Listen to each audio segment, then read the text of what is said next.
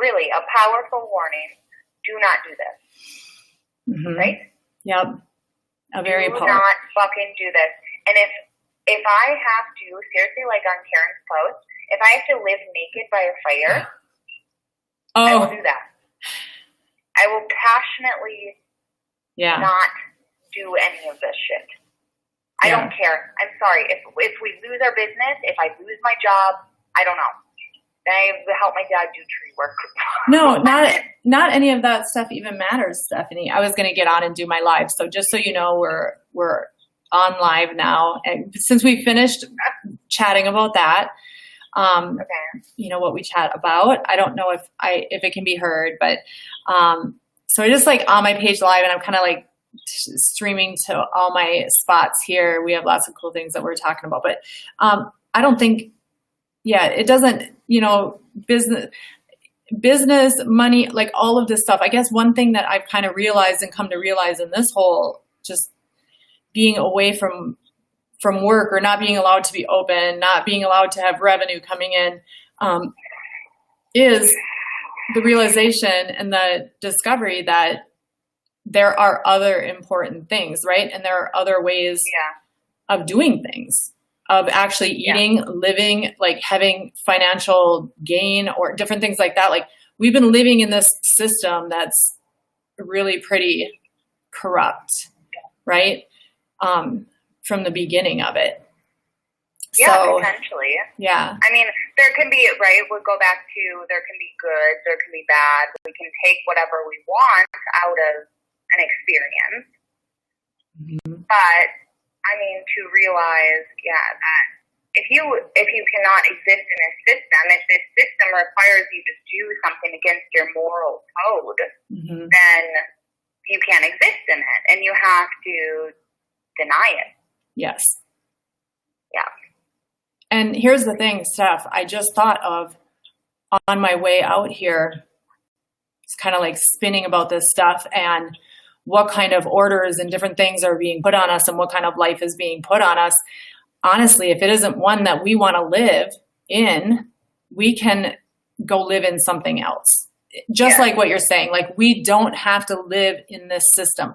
We don't have to be forced to be in this system that has been created for us from the beginning. I guess I always, it was strange because you always kind of thought about like people who said maybe they would go, like they'll just go live in the woods or live in. Oh, my dad has been saying that. Yeah. Like, life. Exactly. I'll just go move to the woods. You can live completely apart from the system, apart from, I don't even know what would you call it, this worldly system. Like there are all kinds of systems you can live in. We were even talking about the money system and the Federal Reserve and the how our money is here in the U.S. and in our states, how it's taxed, how it's taken care of, what debt is. It's so funny because I've been saying for so long, like I would say to people, like, it's just play money. Like, what are you doing? It's like not even a real thing. And like, don't get so worked up about it. Like, don't sit here and think that you have to have more money. I have to get more money, or I have to, oh my God, the debt, this and that. Like, who the fuck cares? Like, it's not anything. It's all like an illusion anyway, right? I don't know. Like, right? Don't take it so seriously. Go ahead. Yeah. I have no concrete thoughts about what money is. I don't understand it. If you really think in the big picture, and I think I've talked to you about this. I watched a video just online that showed 1 grain of rice is $100,000, and then they have a pile of rice which is $1 million or 10 million or whatever it was, and then they show this giant basketball-sized rice that is $1 billion. Okay, and we're thinking about money. We're thinking about people who, I don't know. It confuses me. What part? Yeah, what part? Just that, I'm not sure, like, how, I don't know, what like, are we all capable of? And it goes back to you talking about people living for, like, slaving away all their lives. And oh, yeah. What financial abundance is really out there for the world to experience? Why are people starving? There's no reason. that people should be starving. Right. There's so much capability, there's so much money, if we're living in a money system, that makes it possible that no human has to starve. So, I don't know, it confuses me. This image of a giant basketball of rice, and $100,000 is one rice. I've never had $100,000 in my life. So I'm confused by that. Okay, well, let's explore that for a second so a couple of thoughts occurred to me. I wish they would stick a little bit better, my thoughts, like they race so quickly by, but so we were talking about the system, okay, so, and the money system, and we were talking about starving people. So let me just kind of write these notes down here so I remember how to touch on those. All right. So first of all, so you and I are caught up on, let me go really fast with the money thing, just so maybe then anyone listening to my video or something or following this video, then, right, we can explain it a little bit so we can catch them up. So quickly, what Stephanie and I were talking about as far as money system and this sort of thing. So like how the Federal Reserve, kind of like how that started, basically people who bought gold from all of the Americans, right? Like this is what happened in the United States, at least. They forced the Americans, right, to sell their gold for this certain amount of money, which was very minimal, right? They got little money off of it. So they transferred from the gold system into this other. And everybody, like, explain this. If I'm not doing a great job, I apologize. Explain this. Someone send some messages if we can do better. So they purchased all the gold for this very little bit of money. And then the government came in and said, because the Federal Reserve is not the government, that's a private entity. And the government came in and said, hey, you can't do this to the people. And the government then purchased the gold themselves for that same amount, or gave the Federal Reserve gold certificates or something like that. So somehow in that ended up with the gold, with the gold reserves of the United States. The government ended up with possession of those, but yet the Federal Reserve still has notes that connect them to that. So what I told Stephanie was like, all right, this stuff is very confusing, and this is why we all don't kind of understand it. We're not really taught this very well or how to understand it, because it keeps us in a certain system if we don't understand it. So this is how I understood it, and how Stephanie and I were talking about the other day. It's as if the big brother in a family unit, okay? So you have a family unit, mom, dad, brother, sister. The big brother goes to little sister and says, I want all your toys. I'm going to buy your toys for this price.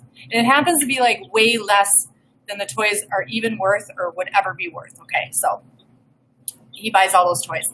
And then the parents come in and they're like, hey, you can't do that. You can't buy all those toys like that. Like, no, we're taking those toys. So the parents take the toys and say, well, by the way, here's what you paid your little sister for it. So we're going to pay you that same amount. Here you go.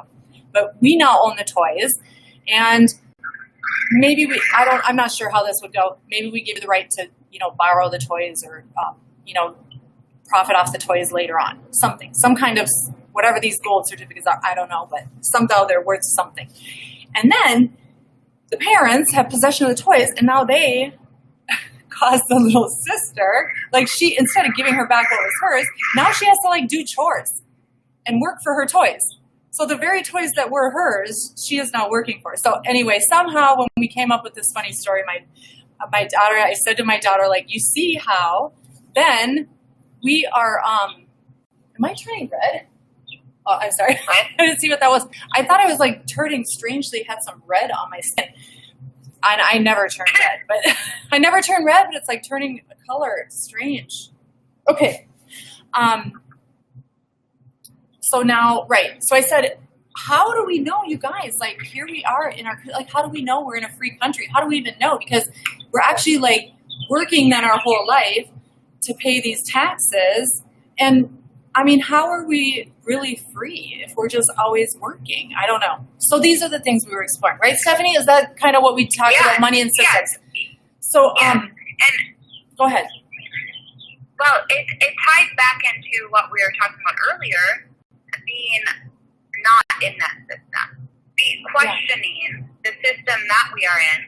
Yeah. Yes. And what's more important? There might be things that are arriving that are more important than existing in this system. And Stephanie, maybe that's where the freedom is. The freedom is that we get to decide. Maybe we're being led to a different away system. from a system that is not really what our spirit is here for. Okay, interesting. And that. And exactly. so I just saw a bird. Okay, You know I love my birds, and I love the birds that are out here. And you know in the Bible it talks about being that you are always cared for, just like the birds. The birds. Oh. Yeah, the birds always have food. They always have something. I'm looking at the animals around me right now, okay? I'm looking at the squirrels and I'm looking at the birds. They're not getting the vaccination. They're connected to source energy. They're not, do you know what I mean? These animals are not in this system. Say it again. Wait, say that loud. The animals are not in the what? These animals, okay, if we look at animals, they're not in this system that we are in. If we are creatures of the earth, just like the animals are, they are not involved in a monetary system. They are not involved in corona. They are existing. They are, and then in the Bible, it talks about, the birds being cared for. There's an example in the Bible, right? It says, there is. It says something along the lines of, not a single, or if he feeds the birds of the field, how much more? Or no, that's how, if he clothes the field. Yeah, we're going to have to look it up because we know what it is. Or not a bird falls without him. But it does say that. What you're saying, it doesn't matter exactly what it says, but basically what it says is the birds eat and the birds live free and they fly. Yes. And basically if God is saying, how much more will I not do that for you? A human that I love. Yes, exactly. Okay. Yes. So, like you said, they're not living under that system. They're not afraid. They're not scared. So it's just that we were born into this system, like you and I, and maybe, my parents and other, so whatever generation back there, born into this system where you go to the hospital, you have your baby, you put shots in your baby, you give your baby, you put it in its system, it gets a certain social security number, right? Like now we can work, we can do things all in that Federal Reserve monetary government system, right? Yeah. And then that's where you're subject to some of these things that we're going through, right? Yeah. They say you have to do this or they say you have to do that. But really, these inalienable rights that you're free, you don't have to do anything. It exists, but it's a different system. Like you'd be in a different system then. You wouldn't be able to take part in that system? Is that right? Mm-hmm. You know what I want to tell you about? Do we have time to talk about it? Yeah. Are you okay that it's on the video? Like on? Yeah. Oh, okay. Yeah, it's fine.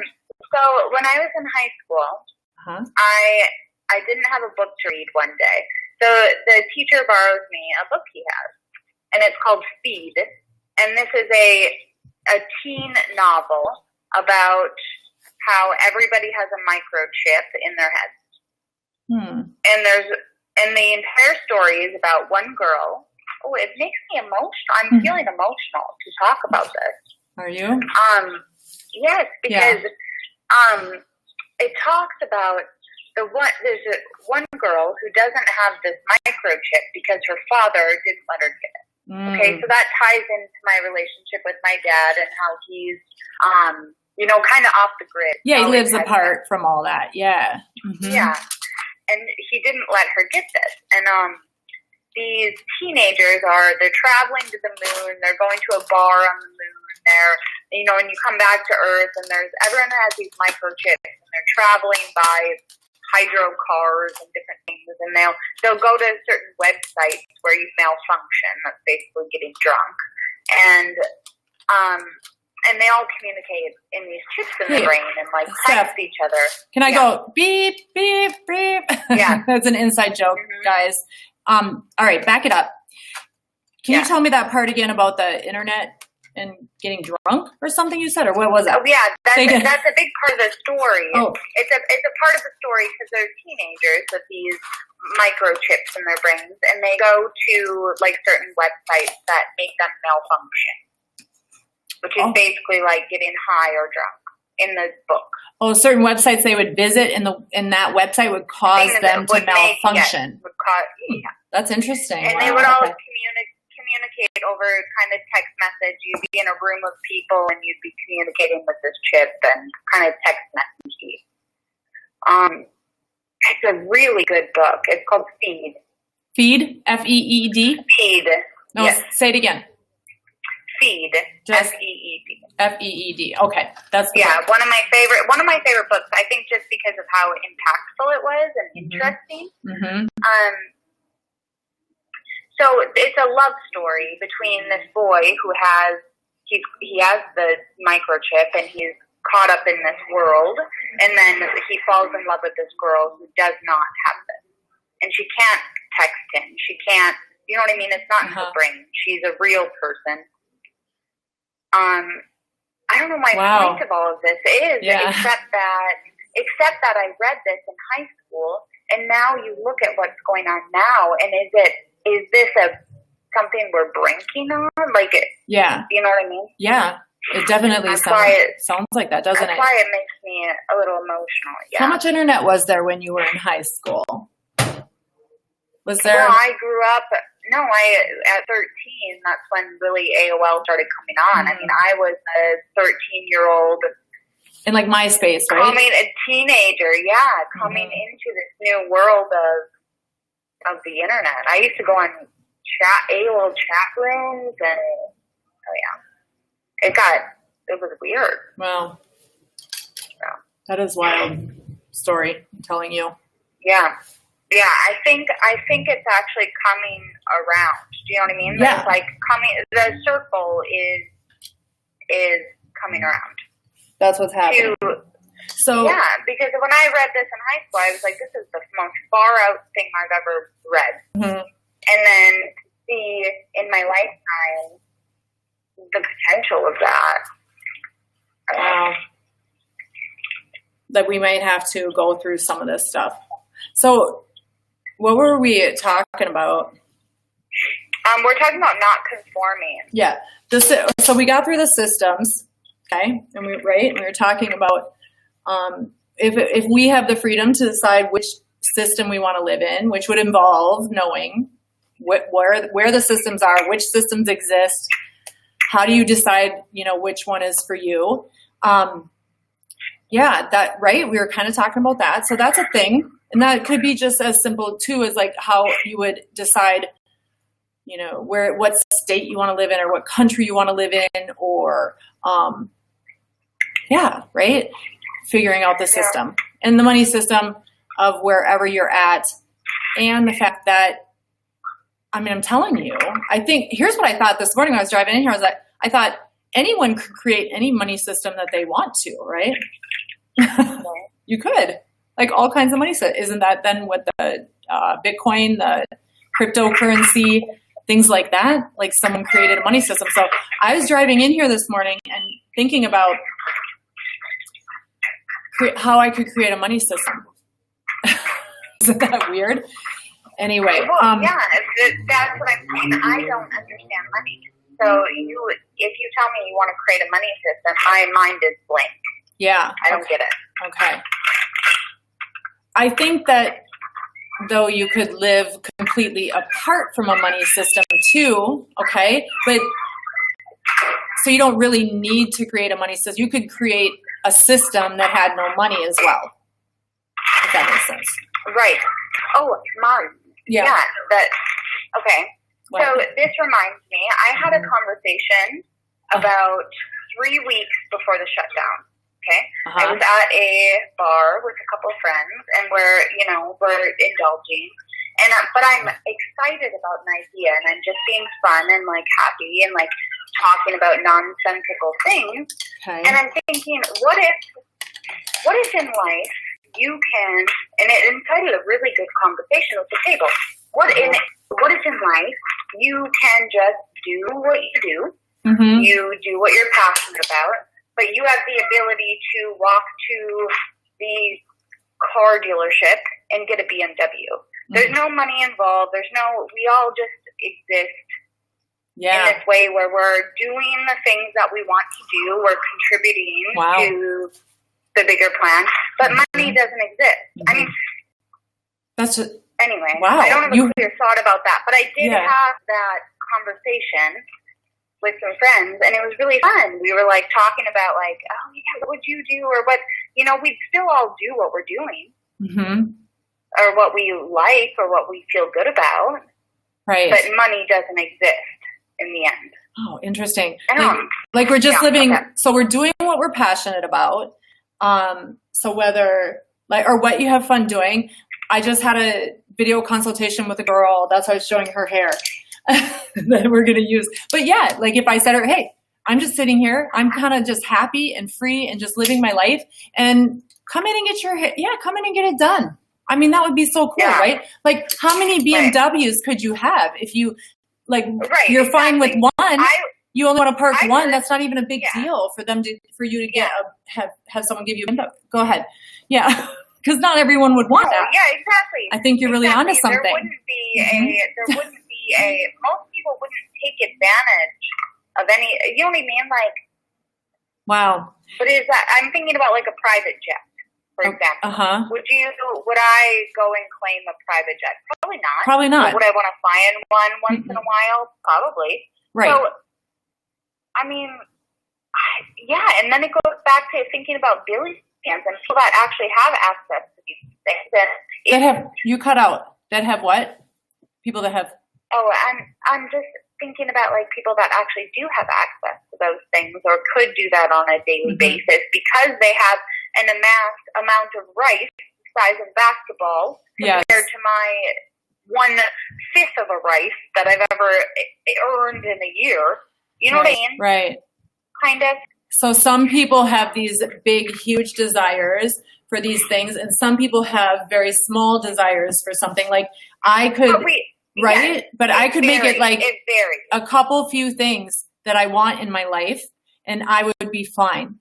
And so, but other people want to accumulate more and more and more for whatever their reason is, right? So now if you're someone, and then you sit stuck in that, because my thought is, Stephanie, listen, think about how many people they say, I mean, they just like going after the stuff, right?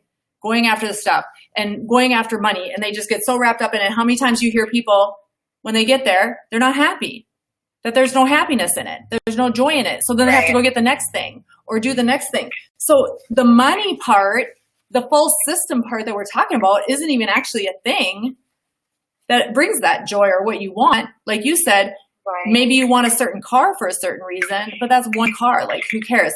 I want a certain, residence in certain places. Big deal. You know what I mean? That's a little thing. But I would give and give, in that time, we have all this time on this earth to give. Like, wouldn't it be better, you're right, to just sit and give like joyfully in what you are passionate about, what you like to do, rather than feeling like you're completely enslaved to a system, a money system, a paying taxes system, you know what I mean? Like all of that, right? Right. Wow. Yeah. Because there would still be, people are like, oh, who would want to flip burgers? If you could fucking flip burgers and still have your life taken care of and be able to access the things that you want, you would joyfully do that because you wanted to do that. Yeah. I mean, yes. You would. You would do it. You would joyfully do it. Because why are you doing it? Like if you think of even as a kid who goes and gets a job at a fast food place to flip burgers, like they're doing it for a certain end result. But I loved making ice cream cones. I didn't even care. I would get my checks and I'm like, okay, great money. But I'm, as a high schooler, I'm making ice cream cones. And I was like, there was joy in that. So if people could exist in a way where they find joy in what they're doing and whatever that may be, but still be taken care of. I mean, is that, and then we talk about socialism. Is that socialism? No, because that's still government controlled. We're not talking about a bigger idea. We're talking about bigger. A much bigger idea. Yes. Yeah. Well, it has nothing to do with like any government control, right? It has to do with just as spiritual. Well, it goes back to the spirit. If you are living by spirit, that's where that comes from. This is what this idea is about. It's living by spirit. Mm-hmm. Yeah. And then now, though, if we flip back to what you and I were talking about earlier before I went on this, even went on live to just record some of this interesting conversation, was people do exist right now who are not accessing that spirit for one reason or another, whether they weren't taught to believe in it or that part came wrapped in some religious, box that they didn't like. Something that felt negative. Yep, that they didn't like, exactly. And so they're not understanding their spirit apart from religion. Yes. Yeah. Okay. You know what I almost post on Facebook, which I do a lot? I will type Facebook statuses and then I delete them. I will type so much stuff and then I delete it. Can you hear me okay? I hope you should be at least copy it to a notepad or something in case you want to access it later or put it in a book that you're supposed to write. I mean, I guess if it comes out so fluidly, I don't probably have to, you know what I mean? It's just a part of me. So I won't forget it. Oh. But that's good. But I get what you're saying. Yeah. What was I saying though? I'm sorry. We were talking about the spiritual part of it. You were talking about statuses that you type, that you delete because what? They're too spiritual? What I typed the other day, or what it's not even what I typed. Social media is so interesting because I will think in social media statuses. There was a while that I was on Twitter and I would think in Twitter. In tweets. I would think did I spit? I think I just spit. Yeah. That's terrible. It's so interesting. Sorry. Okay. But thinking in Facebook statuses, thinking in what do I want to share with the people around me. Pause. Wait, stop. Because I want to remind you, I'd like to remind you of the period of time where you were thinking in funnel headlines as well. Like this is what you do. But the only reason I mention that is because you guys all know I'm crazed on funnels, and get a hold of me if you want to know what those are, because I love funnels. So that's a little funnel thing going on. But funnel headlines, if you remember. So you spent some time thinking in tweets, and then you spent some time thinking in funnel headlines, and then now you're telling me that you think in Facebook statuses? Yeah. Okay. So tell me what happened. Something I really felt passionate about that I wanted to share and I didn't, because maybe it takes more sitting down and actually like thinking about it and writing about it. That I wanted to share is I am so grateful that I was exposed to church. Even as a kid, I didn't like it necessarily at times. I didn't understand it, but I am so grateful at this moment in my life that both of my parents understand a deeper message about life and taught that to me. I am so grateful. Wow. I mean, that's not free. I never thought I would hear you say that. But that's what I'm realizing is that not everybody is exposed to that. And I feel so fortunate that I was exposed to like deeper truths about life. You know? Mm-hmm. Yeah. That's exciting. And not everybody gets that. That's exciting. And both you and my dad, you more so I went to church with you as a kid. So like that had my entire adolescence. And then now as an adult, I have had so many good conversations with my dad about deeper stuff. And I feel so fortunate, and I feel so sad for other people who haven't had that experience. And they think it's stupid. And then it goes back to the point I made earlier. That scares me about life. Like, there are people that don't get this, and they think it's stupid. And is it stupid? It's not, because it feels like truth. It's the closest thing I can get to truth, is the connection with that I organically feel with my spirit and with things outside of me, right? Mm-hmm. So that's the closest I can get to truth. But I question, because other people think it's stupid. They don't get it. Mm-hmm. Anyway, I've done too. So that's my rant. That's my rant. No, it's very, very good rant. And it's not like I haven't done that too, because I've done that journey as well. I know when I had my own kind of spiritual awakening, I know where I was directed and what I was reading. The first book that I read when I started looking for those deeper answers in life was the Bible. So you were in the same age period that I met, correct? Yeah. Probably so, yeah, about 20, let's see, before it. So and like between Travis and Courtney sometime, 24, 25. I was about 24, 25 years old. Okay. So I'm looking at 25 years now, but from that time. But I'm saying that's the first book I read, and then but many times over the last 25 years, I would ask myself, I've read a lot more books, and I've studied a lot more positions and places and different things like that, and I often ask myself how influenced I was, because those were the first spiritual texts that I had read, right? Right. And so just gone around in circle, and every time I kind of like go out and explore other things and other paths and other avenues, it really, for some reason, always kind of continually, like brings me around to that base belief that I started with. So that's very interesting that happens. And then each time actually I come around, it strengthens it a little bit more. Yeah. So that's kind of cool. Right. But a lot of my difficulty has been in just church and, how do I say it? Like in the false religious stuff, like legalism, like rules, like laws, like things like this. Like that's where I've always struggled with people like that, or people with false, fronts as far as that goes.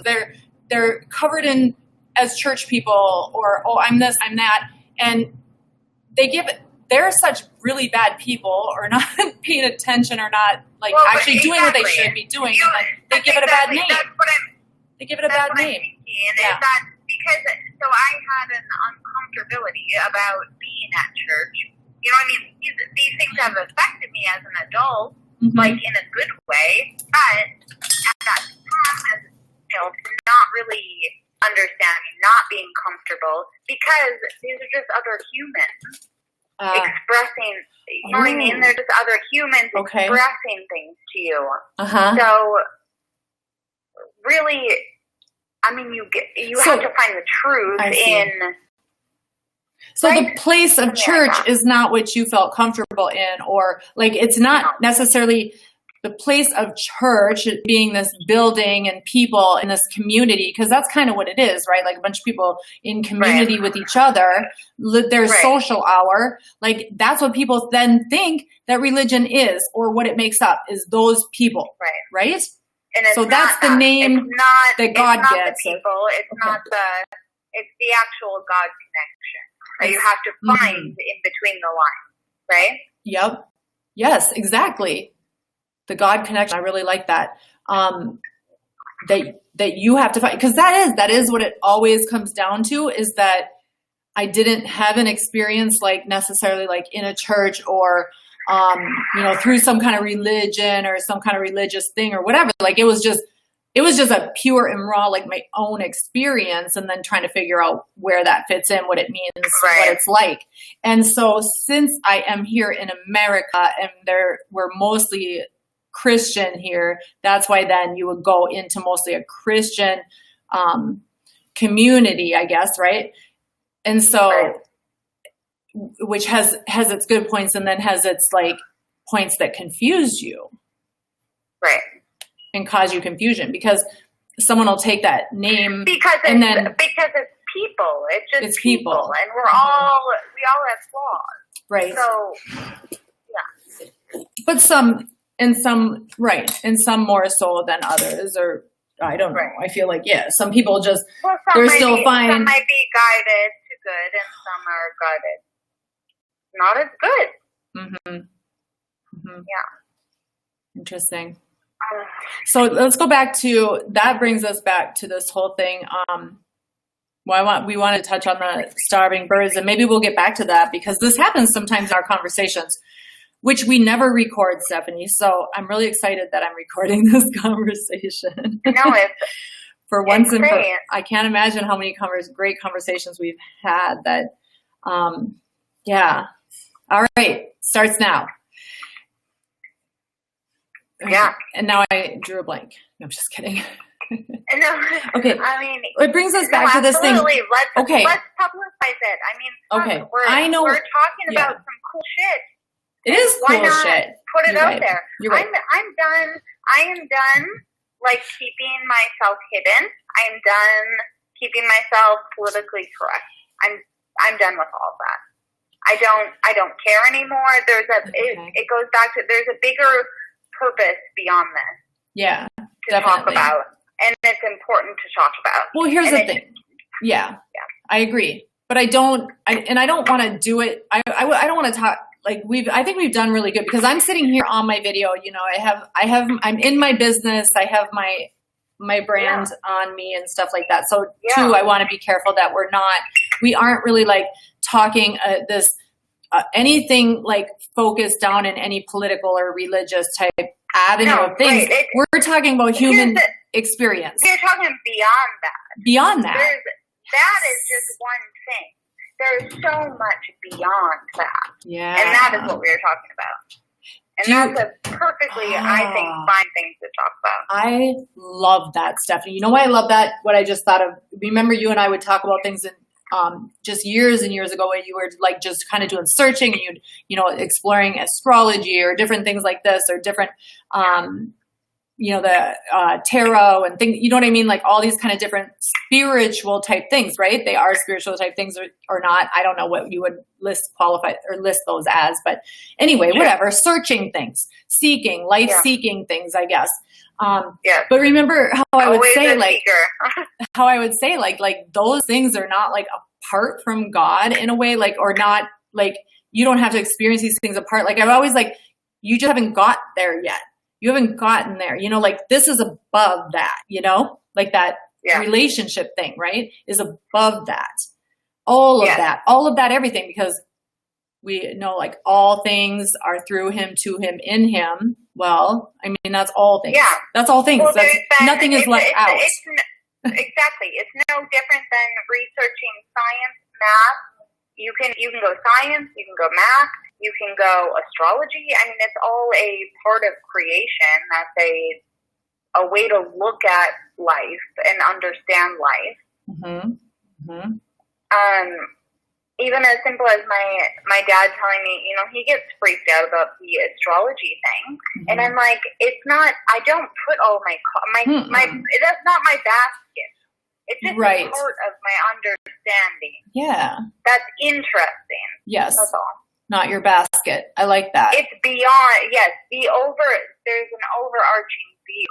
I mean, you can look at these different, like, pieces that we have as humans, like science, math, and again, I say astrology, but there's an overarching view of, like, what that is, just as a way to experience life and understand life. It's not the total Yeah, some of it. Yeah, I do know Yeah. what you mean. It's like you can educate yourself in these things about life, and it doesn't mean if you're not supposed to put your trust in a certain thing, it doesn't mean you can't learn about that thing. It's just saying that's not the be all end all. That's not the whole sum of it. Like, don't stop there. Whatever you've discovered, Right. whatever you've realized, whatever you've come to, don't stop there. Keep going. Keep pushing through. Keep trying to understand more. Keep trying to grow more. And why not a relationship with, you know, what you came from or who you are? Right. Why not? Well, you know? You know my favorite question, and I asked a friend this last night. We were in a deep discussion, and I said, my favorite question is, how did you get here?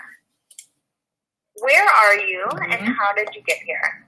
That is my favorite question to ask, because no one has an answer. No. No one. Yeah. I like sometimes say, tell me what this is. You tell me what this is. And then, and no one, you can't, because no one knows. No. You can go from one thing to the next, Should I tell my quick story of how some of the stuff is opened up for me? So like, how about this, fear and death? Should I tell my little death story? Sure. Is that okay? Tell All us right. whatever. Yeah. So, and this is what really made me understand that I have no idea what we're existing in here as people. And so we decided it was like winter, right? And I have yet to find out exactly the year, right? We just think the winter, I don't know, 6 years. We're trying to figure out like what car. So I had a Jeep at this time, and I was driving down a curvy road in the winter in Minnesota. The roads are icy, but I've driven on these roads my whole life. You know, I'm pretty good at it. I've never had a problem with it, but I'm going down this road and I hit a patch of ice, and for some reason I hit this ice. I'm braking, and I knew in my calculations this wasn't going to work. Nothing was going to work. I could see my peripheral vision.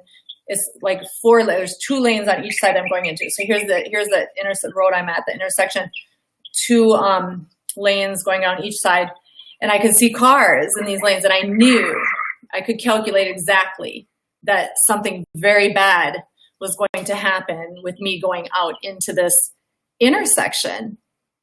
And at that very moment, so many things happened. One, I thought about like, I just, you know, like my business and the family, and like, how is everybody going to do what I do, or the past, the things that I had worried about in the past, like, oh my gosh, no one's going to know how to do this. No one's going to know my past. No one's going to know where my stuff is. No one's going to, like, all this stuff. Like in that moment. All in an instant, right? Yeah. It's like in that moment though, when I saw myself going into this intersection being smashed by these cars, like I knew not any of that mattered. Like I had no bit of worry on all of those things that I had previously worried about if I thought I wasn't here, and how would the business continue. Wasn't a worry at all. Wasn't a concern at all. But they came into your mind. They came. Well, yeah. And you acknowledged that it was not a worry. It was not a worry. Exactly. It came to my mind, and I knew that it was not a worry. That like things that I would have worried about, you know, previously with dying or leaving this earth, or I wasn't like, it was no big deal. It wasn't a worry. Like I saw myself in that car, in that like accident kind of thing, like, and the person though too was like, it was just a little bit different than maybe I would like view myself or something like, and I'm going into a little more detail stuff than I ever have before on that, because you don't know this part. No, I haven't heard it this deep. No, I know. And I don't know how deep I want to go with it, but I remember the person wasn't exactly this person that I thought I was here. The person was, you know, just had a little bit more, I don't know, like, how do I want to say, like good stuff, like a little like better version of me about that. Like if that's I thought, what you imagine. that's what I imagined. Being lost. Yeah. Well, like that's what was going That to, no. No, or that I was, who you were? that's what would have become, right? So if you had got, almost like the sense of if I had gotten into that accident, the person that came out of that accident was like a better version of who I previously was when I was like sliding down that road on the ice. I wonder, did you tune into like your higher being? Like who you really are? Yeah, some connection or something. Beyond this forgetfulness that we exist in. Yes, that's what it was. That's what it was, what you're saying.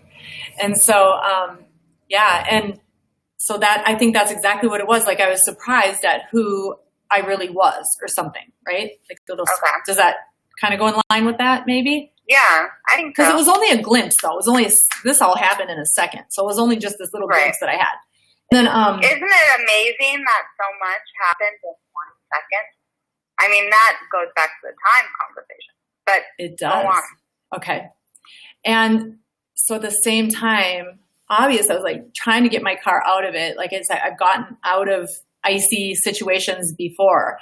And so, but nothing was happening with my steering wheel, my wheels, nothing. But so I said a prayer like right in that instant too, that all this was happening. And then the next thing I knew, and I didn't see it happen, okay? But the next thing I knew, the Jeep was sitting at a like right angle. That's what that would be, right? So we're going this way. All of a sudden, boom. I'm in the Jeep at this right angle, and there's a sign here, and there's a sign here. So both sides of my Jeep, there's a sign. There's these signs. So had I slid on the ice and ended up here, I would have taken down that sign. I couldn't have done that without hitting and taking down these signs. So it's so strange because when it happened, I was just like, oh, well, okay. The prayer worked. I'm okay. I didn't really think about it. Like I knew something weird happened, but I didn't really think about it. And then you recently like turned me on to these. You're telling me about like glitches and things like this, right? And these different glitches and different things that happen we were discussing. And so it brought me back to that situation, and I thought that's almost like what happened. Like some weird glitch was like in this trajectory, and I went over here. Stephanie and I have been talking a lot about different realities, different timelines, right, Steph? And and these sort of different things. So something very strange happened in that moment, and I don't know. We have fun with it. We joke about it all the time, right? Like even I don't have a lot of like the people in my life that I had back then. So we think that I was thinking that like a lot of it, like I could be dead to a lot a lot of people. Well, like we almost think that. You have played with the idea that was a transition. A transition. Okay. Yeah. From that place that I was, right, into this place that I am now. We don't know. I think that comes back to Stephanie. We don't know. We don't know if this stuff happens all the time. Like this could be happening to us continuously, right? And I'll get into more of that. This might be getting long for that. Exactly why you're going into what? Tell me. Have gone into conversations with you about does death exist? You may witness death, but does it exist for the self? I mean, I think that's how deep my brain goes about stuff like that. Yeah, it's because like, does it exist for the self? We don't know. Because have you experienced death? We don't know. You're alive. Right.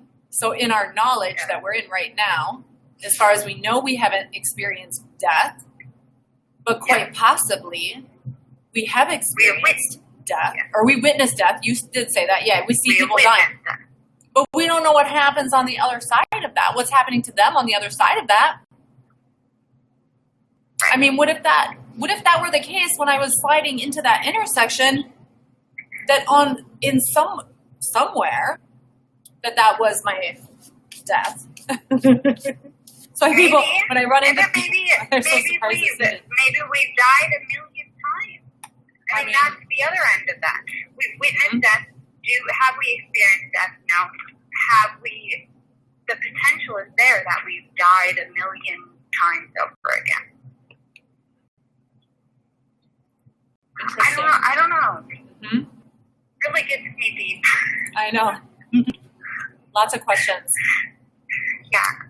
I think one thing that it can do, though, because so many of us are like afraid of death and afraid of dying, but I think in thinking about this situation that happened to me, like there shouldn't be fear of that then if that were the case. Like there wouldn't be fear if that were the case, if we knew that, right? But I don't know how we can prove it or know it. We would need to hear more people who've gone through something like that, experienced something like that. Can you think of anything in your life, Stephanie, where you think you could have done that and jumped to a different timeline or anything like that, or no? Not really? I mean, potentially every time I've been blackout drunk. I was just going to say, I think I had the revelation the moment you said it. Who knows what has happened? Oh, that's so funny. Mm-hmm. Yeah, who knows? Releasing control over my life. I mean, that's the only thing that has to do with is that indulging in a substance and escaping your reality. Who knows?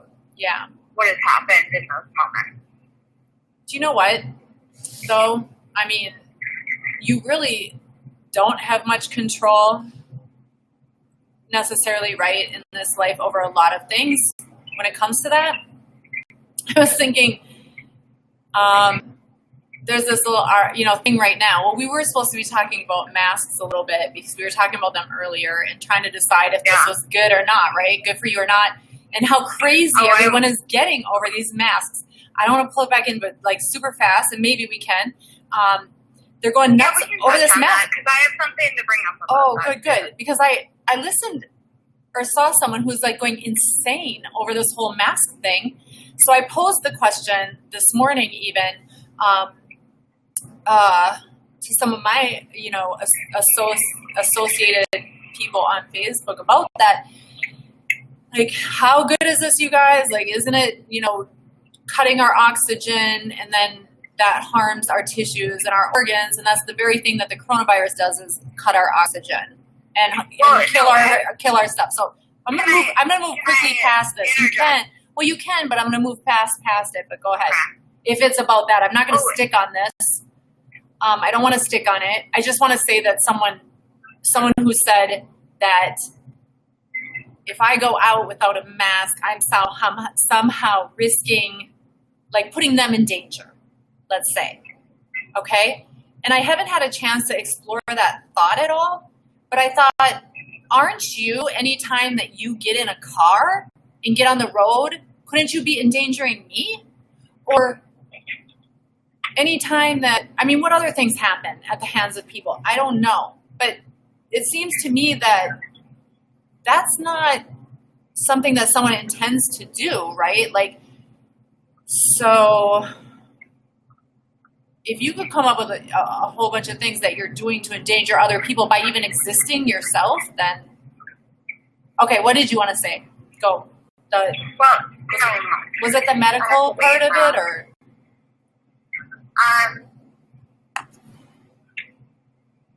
What was it? Oh, no, that I had listened to a conversation. I think you and I maybe talked about this. That's the story again. So I have to pause. Okay. You and I talked about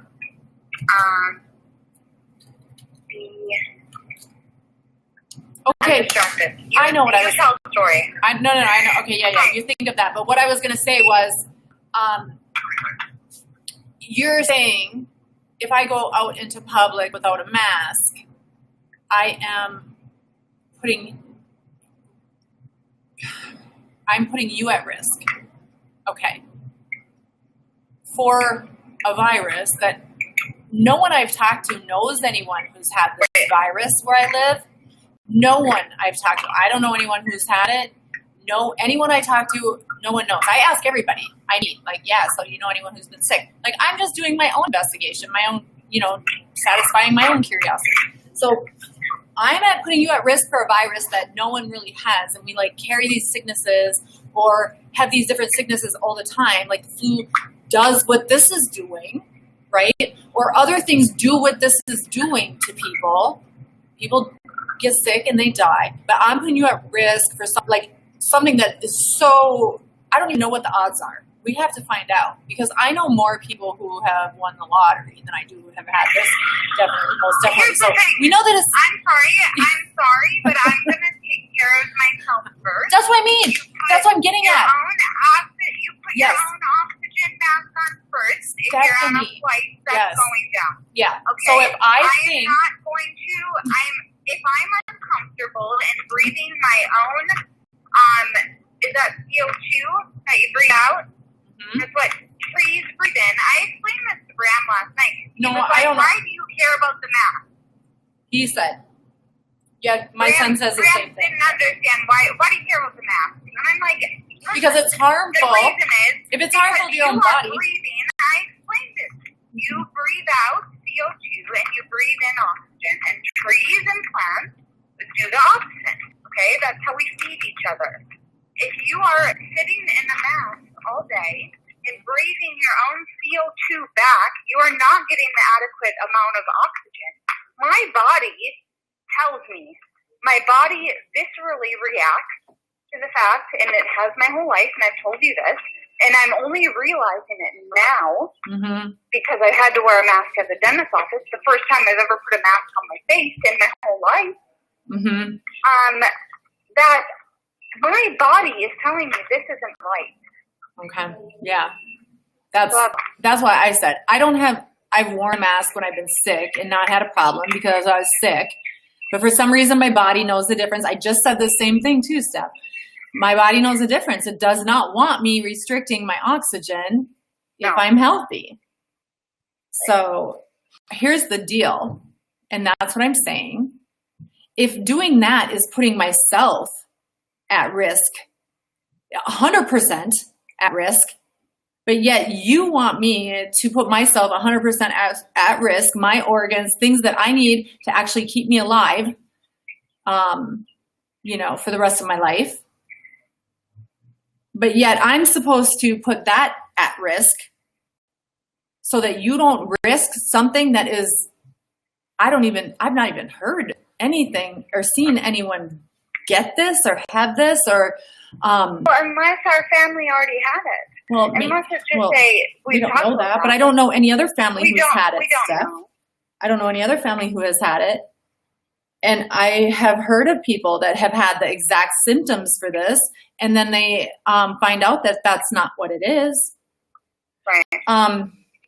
Here's what I wondered with the mask, too. I thought this mask is doing exactly what the virus is supposed to do to the body. So how they describe what the virus does, which is, I know I have that on, I had that up here. So the virus actually, the lungs don't get enough oxygen. Okay, this is how it starts. Or I don't know how it starts, whatever. But the lungs don't get, they don't get the oxygen in the lungs. Because you breathe in the air, right? And that's where the oxygen starts in your body then. And so then the rest of the body, and then the oxygen goes to the other organs, to the blood, right? Yeah. All of that. Okay. So that's what the virus does, is it starves the lungs, don't get the oxygen in, and then the organs start to die because they don't have enough oxygen. And I thought to myself, well, if you're wearing a mask, your lungs aren't getting the oxygen, it's not feeding. Isn't it doing the very same thing that the virus is supposed to be doing? Is it not? It's the very same thing. Yeah. You see what I'm saying? So now I ask myself, okay, well, all of these people who are supposedly asymptomatic, right? And the young people, even these people who are wearing the mask, they're asymptomatic. And then if they wear the mask constantly and all the time, they have that virus, isn't that going to agitate that virus? Isn't that going to cause more, like that virus is going to have a worse effect on them and their body and their organs? Yes. Because they're wearing the mask. The virus, okay, so let's touch base on the fact that on something that I listened to not long ago from a doctor, like last week, about talking about viruses. I think I might have talked to you about this. Comparing it to if you have a piece of land that you're trying to grow food on, okay, and you can't, it's not working. Let's say it's not working. You're not able to toil the land, whatever. Weeds start to pop up, okay? And people pluck and cut weeds, but they don't realize that weeds are actually the component that's generizing the land. There's a reason for the weed. The weed is making it so that you can grow on the land. There's something about the chemical component of a weed, okay? So they were saying we've made viruses our enemy, and they actually aren't. The viruses are popping up as a reaction to your environment. Okay, and talking about if you look at where the coronavirus is popular, which is in like New York City, these big cities, places where there's probably a lot of pollution. Okay. So that it's a reaction. It's a visceral. Your body is reacting to something. Okay. I don't know how to tie that in, but no, it's very good. It's very, very good. I'm with you on this. I'm going to expand on this. I was just going to look something up, and I was hoping that I could find it really fast here to expand on your story, because I was just like thinking of a story that I wanted to read to you and you can tell me that if it means anything to do with that, but maybe not. Okay. And it says, all right, it's the parable of the weeds. I don't know. The kingdom of heaven is like a man who sowed good seed in his field, but while everyone was sleeping, his enemy came and sowed weeds among the wheat and went away. When the wheat sprouted and formed heads, the weeds also appeared. The owner's servants came to him and said, "Sir, didn't you sow good seed in your field? Where then did the weeds come from?" "An enemy did this," he replied. The servants asked him, "Do you want us to go and pull them up?" "No," he answered, "because while you're pulling up the weeds, you may uproot the wheat with them. Let both grow together until the harvest. At that time, I will tell the harvesters, first collect the weeds and tie them in bundles to be burned, then gather the wheat and bring it into my barn." So it's interesting. It is interesting. Actually, that's making me emotional too. I've been very emotional lately, and that gives me a feeling. Okay. As you say that. Do you know why or what's resonating with you? I don't know. On it? You're not sure? No. Okay. A couple thoughts come to my mind when we're talking about the things that we're talking about. So number one, the story, or just how things are going, and this depopulation thing that we keep hearing about as well, right? Like less people, we need less people on this earth. So do you know? I'm going to tell you a little thing. Yeah. Or share with us. All right. 1% of the earth has roads in cities. 1%. 1% has roads in city? In cities, yes. There's 1% of the earth is roads in cities. Okay. Which is very enlightening, isn't it? Mm-hmm. Yeah. All right. So we know there's a lot of earth to fill, right? There's a lot of space and a lot of room for people. We're not like overpopulated or anything, right? I don't know. I agree. Yeah. Okay. All right. I think, I don't support overpopulized. Yeah, I remember we used to have an agenda.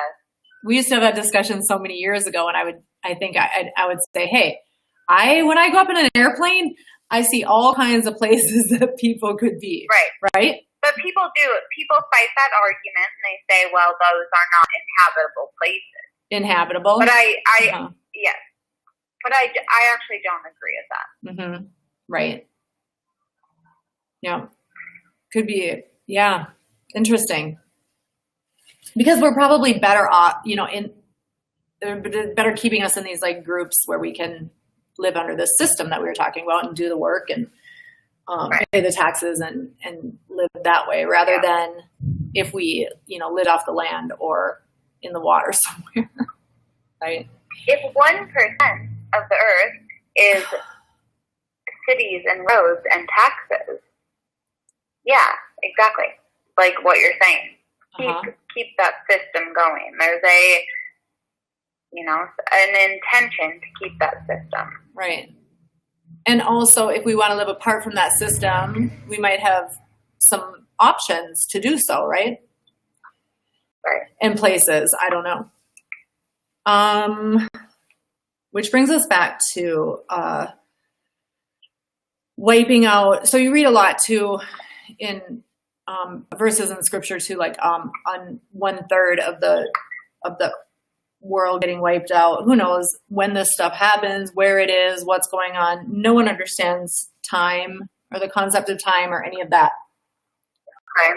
But what I want to say is that if it's the case that they're that it's like intentional to wipe out a bunch of people, then wouldn't it seem that that's the people who are wearing masks and depriving themselves of oxygen or even giving in like really too quickly before this stuff is researched, giving in to putting, some serum into their body that's supposedly going to protect them from that. But they're trying to do it so fast that would tell you that, well, gosh, maybe this is not so safe. Kind of thing. Someone I had a conversation with recently, a friend of mine that lives in Thailand, and he said, let them get it. Yeah. Let them get the vaccine. Yes. Let them. I agree. Maybe they deserve it. I mean, I don't know. Mm-hmm.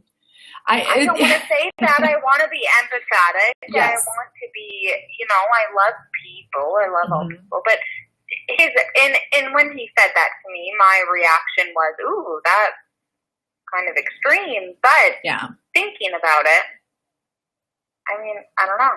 Do you see how, we're more of a compassionate people and we come from a place of compassion, but I'll tell you, as much as I've tried to stay off social media and not know any of this since it began in February or March, I can't eat. I'm like shocked at how nasty people are and how brutal people are. And I can't help, even though I'm a compassionate person and I don't want anyone to die, I can't help but have a little bit of thought of like, you know what?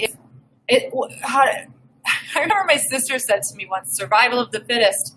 And I thought it was like the most horrible thing in the world because I thought it was like really like opposite of, even it's opposite kind of a biblical teaching and stuff like that, where Jesus says, he's here for the little guy. But they don't view themselves as that little guy anyway. But isn't it interesting actually, because that is scriptural, like you're so smart, but you're really the fool. And so you really have to come in a place where you can step outside of yourself and say, am I the fool? Because I can't help but think that if you were just going to go, you are the fool. Yeah, if you're just going to go in and take a shot, especially when people are like you have enough people saying something. It's different from when I was young and had my babies.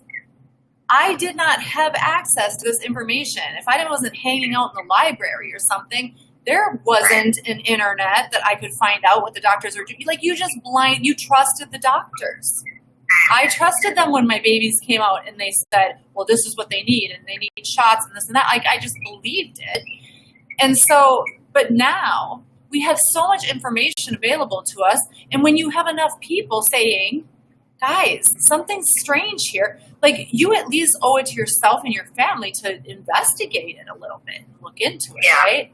So I can't help but think that all of that is there for you.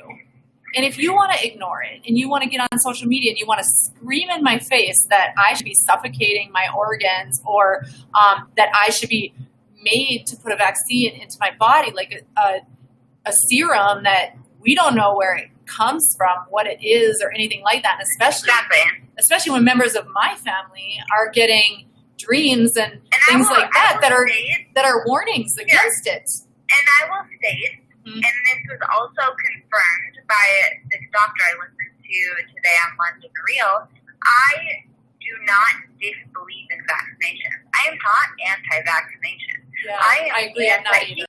He said, and this corrects it perfectly. He said, I'm anti-stupid. I'm not going to do something, right? Everything we're talking about, okay? I'm not going to do something that's harmful. So, it's anti-stupid. I'm sorry to say, but it's not anti-vaccination. Right. He even stated, and this is how I feel too, if there were something that made sense, then you would do it. Yes. Okay? If it made sense and it didn't harm you and it didn't possibly cause neurological issues, then you would do it. But you don't trust, I don't trust. I agree. Who is creating this. So what do you think about this then, Stephanie? Because that makes sense. And if you could tell people that this is what it is and this is what it means. So when you look at a drug or a medicine or a mineral that has been around for decades, over 40 years, this chloroquine, right, that they use. Okay, this has been around for decades and decades and decades. Tons of people have taken it. Tons. And have had no problem with it and been able to fix things with it, right? It has some backing, okay? And I don't think people's desire to have it or want it is just because the president took it or something, you know, it's because it has some backing to it. It has some history, it has some, do you see what I'm saying? Like, you know that it works. Versus, and backing is there. Right. It's pretty fucking amazing for the president to come out and say, I've been taking this every day. Oh, yeah, but and then I'm people... fine. Right. But wait a minute. But then they're saying, but then you have something come out that says, oh, wait a minute. There's all these side effects. Don't just take it. There's all these side effects. Now, what do you think of that? Like, doesn't that, like, something in you say, okay, the people then that are trying to make you afraid of taking it, is there a problem there? Is there something weird there? Because if someone cared about you and cared about your health, they would direct you to something that's going to help you. And people who didn't care about you are going to have you pull back from that. Like, they're then going to cut, wait a minute, no, because I want you to buy what I have. I want you to not have this cure. I want you to have this one because I can charge you for it. It's in public domain. Yeah, right. That it can't have that. No one is going to get rich from that cure. And a certain number of people are only interested in how they can get rich off the people within this system. As we go back to the system, the people who are in this system, like you said, are a very small percentage, but they can get very wealthy off of those people, right? And so the few of us that are like, meh, you know, we're going to pass, like, we're just going to, like, not do that. We are trying to be smart about it in the sense that we're saying, hey, guys, we don't know what this serum is. I have a good history. I never liked the idea of a flu shot. Did not do them, but I have had other. I went for a tetanus shot because I don't know what I stepped on. I had stepped on a metal or a rusty something. Okay, but anyway, I got a cut. I got a tetanus shot. I don't have a problem with that.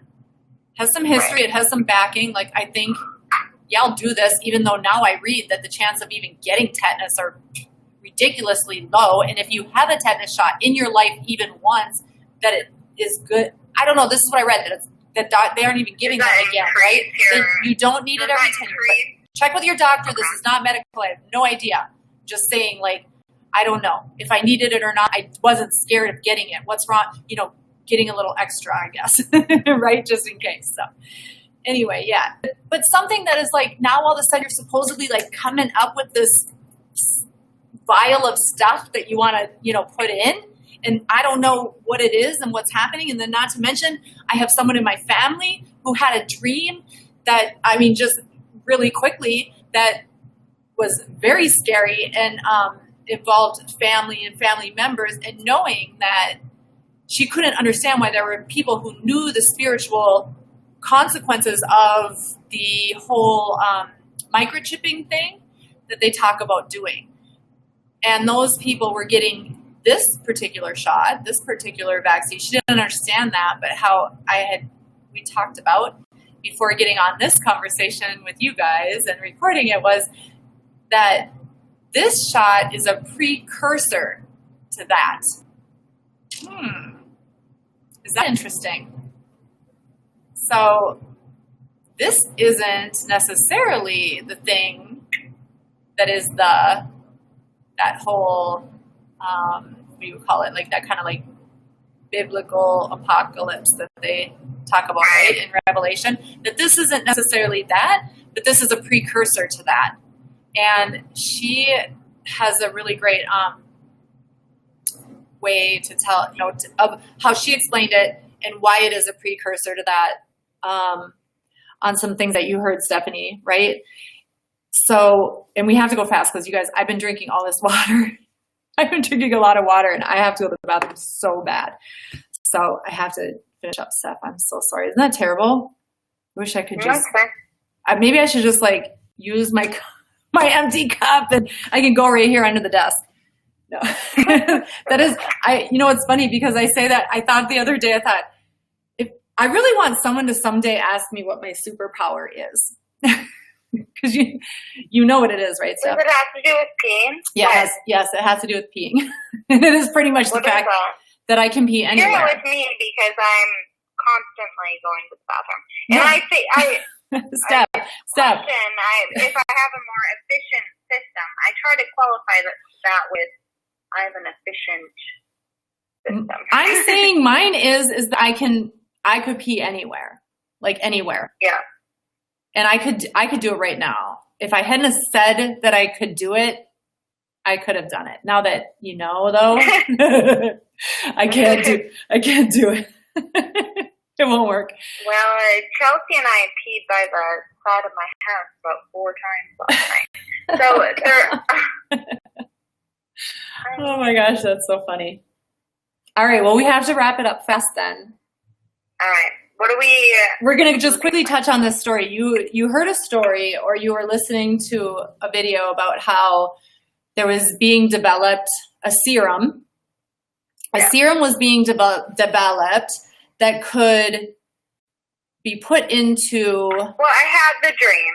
No. And skipping the dream. This is real. I respect that you were like, let's not say the dream. Yeah, let's not tell the... we're not going to tell the dream. We're not going to tell the dream. But I respect that you were like, let's not reveal who had the dream. I had the dream. Okay.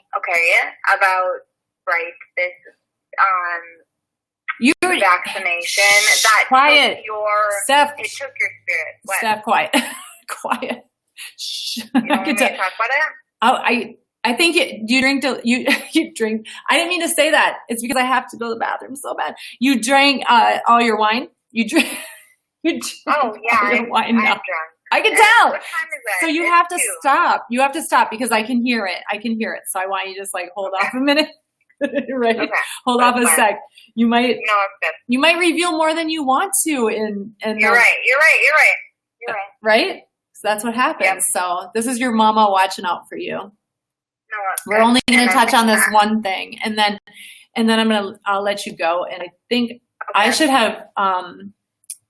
I should be getting on a call here pretty soon too. So really fast was that, and I think you told me whether, I don't know if you listened to this somewhere where you heard it and you can clarify it, is that they're making a serum, or they have made a serum that is intended to put into terrorists or people who do things for the love of God or their religion.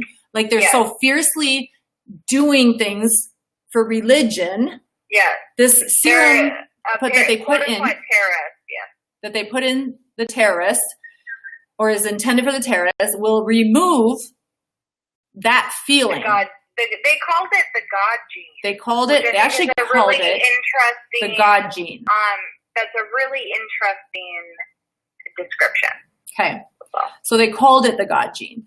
And so the thought was, when you said that, and I put this together with the dream that you just told me about, that's why when you were so confused in your dream as to why these people who were spiritual or knowledgeable maybe on the biblical prophecy of the microchip, that you can't buy, sell anything, the number of the beast, all of this kind of like that stuff, you were surprised that they were doing this because they were, should have been knowledgeable about that or understood that.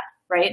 So that's when I said to you, I put that together with what you said about this serum, like, well, what if the vaccine is a precursor to that, and because that's why somebody would get it, because they'd say, okay, well, this isn't a microchip. This isn't anything. This is just a serum or a vaccine so that I don't get coronavirus. Right. So I don't get the flu. Right. So I don't get COVID or something like that. So if something like that were snuck in to it and it had the ability to remove that God gene, then you wouldn't know. You wouldn't have that. You wouldn't have that connection. But wait a minute. What about this, Stephanie? What if this has already happened? What if this has already been happening since even the 70s, since we've been born? Yes, exactly. What if some of us processed through that's what I said to you the other day. I was like, how do I know that this already hasn't been removed from me? Right. And that's why you struggled so hard to make that connection. Yeah. Mm-hmm. Who knows if it could have been more obvious. Right. And people who don't have that connection at all, how do we know that they haven't gotten more flu vaccines or things like that then would cause them to not have that connection? So that ties us into talking about the pineal gland and talking about third eye, okay, and talking about the hydro, which I love that I can never say it, hydrochloroquine or whatever. I mean, how do we know that that's not all pieced together? Right. Maybe it is. It could be. And we could be just reliving something that we've already lived over and over and over and over and over again. And we're just here for the next test. And now we've moved up a certain step. And now we're like, okay, this time I'm not going to put the serum in my body. Yeah. Right? Like each time, like Groundhog Day, right? You have to keep coming back and doing it over again. Everyone's at a different point on the wheel. And eventually we will make the right decision in all of this stuff. So. Eventually you will awaken. I like it. To the true nature of your existence. Yeah. Yes. And it just gets better and better and happier, and you get less trapped, and you have less fear, and you live a little more like birds of the air who are taken care of and just fly, and they have their seed and they eat wherever. Like, this is what we should be doing. And then people wouldn't be starving, right? That wouldn't even be a thing. And all would be well. I mean, kind of the hungry people, if we weren't packed in this, like spread out a little more and had some, growing some food and things like that, we wouldn't probably have hunger, right? Like, we'll solve that. We'll solve world hunger on our next chat, huh? That sound good stuff? Yeah. Yeah. All right.